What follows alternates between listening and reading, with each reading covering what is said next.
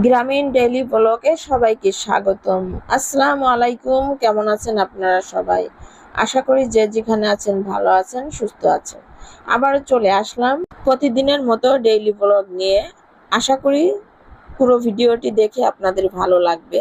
চলুন শুরু করা যাক। সকাল থেকেই ব্লগটা শুরু করেছি। সকালের নাস্তা করেছিলাম রুটি পিঠা এবং গরুর মাংস দিয়ে, চালের গুঁড়া দিয়ে তৈরি যে পিঠা তৈরি হয়।